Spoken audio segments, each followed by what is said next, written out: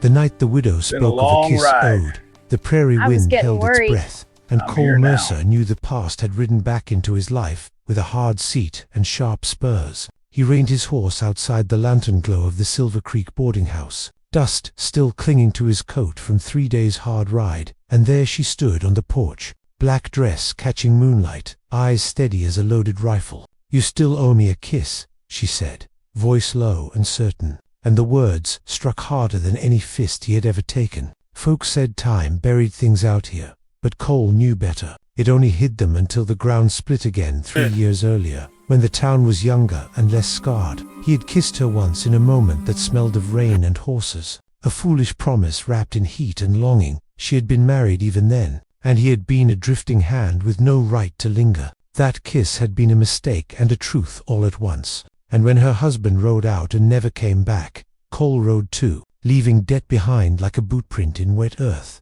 Now she was a widow, and he was back, and the ledger had not forgotten a single line. Cole dismounted, slow, hands open, the way a man did when stepping into trouble he could not dodge. The porch boards creaked under his weight, and the smell of lamplight and clean soap hit him, too gentle for the rough miles he carried. She had cut her hair shorter since he last saw her. Grief or resolve he could not tell, but her eyes were the same, dark and sharp and unafraid. "I did not come for that," he said, though he knew it was a lie, and lies never held long in her presence. "Men rarely come back for what they owe," she replied, folding her hands, wedding band gone but the mark still pale on her finger. "They come because the land runs out, or because sleep will not take them anymore." Her name was Clara Hale, and the town had learned to speak it softly since the funeral. She had buried a husband and a future in the same dry ground, and somehow stood straighter for it.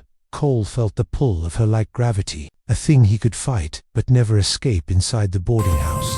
The piano played a tired tune, and laughter rose and fell like distant thunder, but the porch held its own weather. Clara stepped closer, not touching him, yet close enough. He felt the warmth of her through the night air. "I do not ask for charity," she said. "I ask for settlement." The word landed heavy, businesslike, and it cut him deeper than anger would have. Cole nodded once, a cowboy's agreement made without flourish. "Then tell me the terms." Her mouth curved, not quite a smile. "You will stay," she said. "You will help me bring in the late hay, fix the south fence your cattle tore down, and you will not run when things get quiet." Cole's chest tightened. Staying was harder than riding. Staying meant roots, meant memory, meant seeing her every day and remembering what he could never undo. Yet he heard himself say yes, because some debts demanded more than coin, and some women asked for nothing they did not earn. They shook on it, her hand firm and warm, and the contact sent a jolt through him that had nothing to do with work.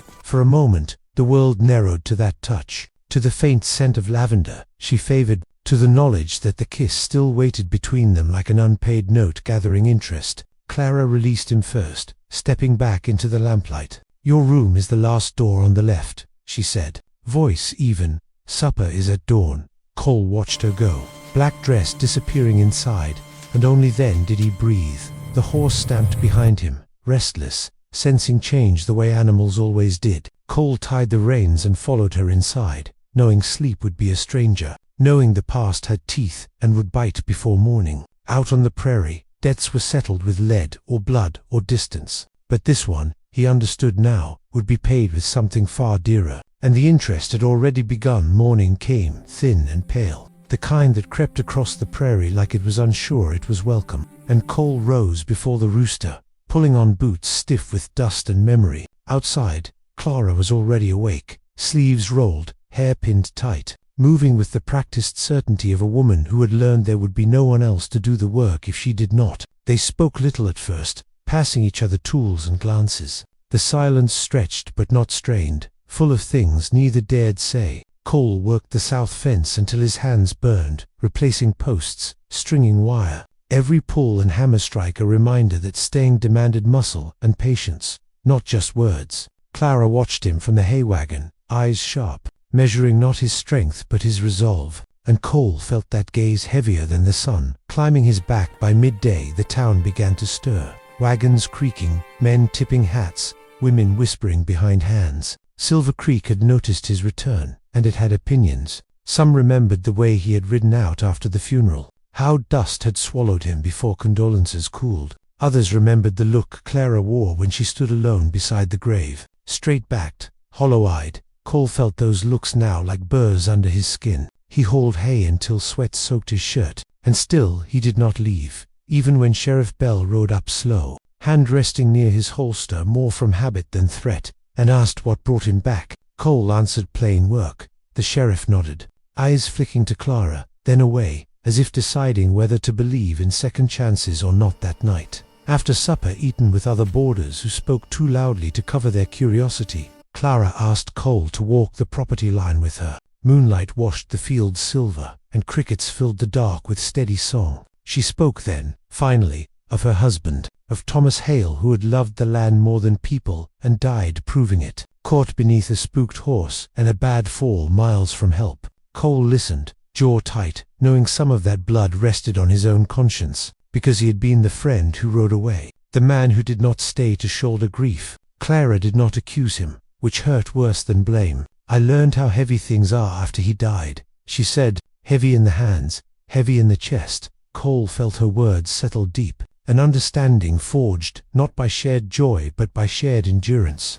They stopped at the old cottonwood where the fence met the creek, and there, in the hush of water and night, Clara turned to him. "You stayed today," she said. Not a question but a statement. Cole nodded. "I will stay tomorrow too." He did not add promises he could not keep. She studied him a long moment, then reached out, brushing dust from his sleeve. The touch, brief but deliberate, the kiss hovered there again, unspoken, charged. Cole's breath caught, and he knew that paying interest meant waiting, meant earning what he once took without thought. Days followed with the steady grind of work and weather. Cole fixed gates, mended roofs, broke a stubborn mare that had thrown 2 men already. Each task tied him tighter to the place, to Clara's quiet strength. At night they sometimes talked on the porch, sharing coffee and the sound of wind through grass. She laughed once, surprised herself with it, and the sound struck Cole harder than gunfire, because it meant something healing, something he wanted desperately to protect. The town watched, suspicion softening into curiosity, then into something like hope, though no one said it aloud. Trouble came the way it always did, riding the edge of peace. It's getting out of hand. A cattleman named Rourke claimed Cole's herd had grazed his land. Words grew sharp, hands twitched near belts, and Cole stepped forward before Clara could speak, taking the blame, offering payment, swallowing pride the way a man swallowed bitter medicine. Rourke sneered but accepted, and when it was over, Clara looked at Cole with new eyes. "You did not have to do that," she said.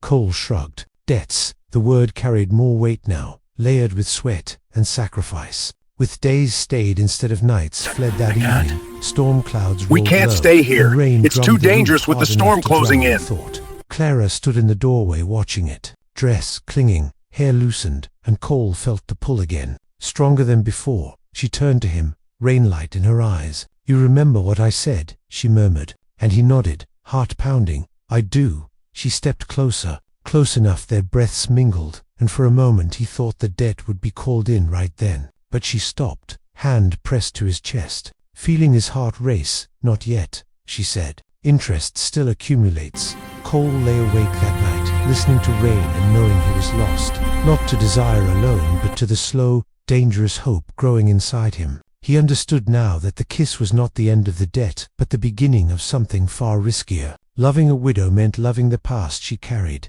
the grave she visited, the strength she had built alone, and for the first time in his wandering life, Cole wanted that risk, wanted to pay whatever price staying would demand, even if it took everything he had left. The storm broke the heat and left the land steaming, and with it came a sense that things long held back were finally moving. Cole felt it in his bones as he rode fence at dawn. The world washed clean yet sharper for it. Clara joined him by the creek, boots muddy, eyes clear, and together they watched the sun climb. There was no talk of kisses or debts then, only the quiet understanding that something had shifted. The town sensed it too. Silver Creek had a way of knowing when a story was turning its page. Folks nodded differently now, less guarded, as if Cole's staying had begun to count for something real. He worked harder than ever, not to prove himself but because the land asked it, because Clara deserved no less, and because staying had become a choice he made fresh each morning. Trouble returned, wearing a familiar face.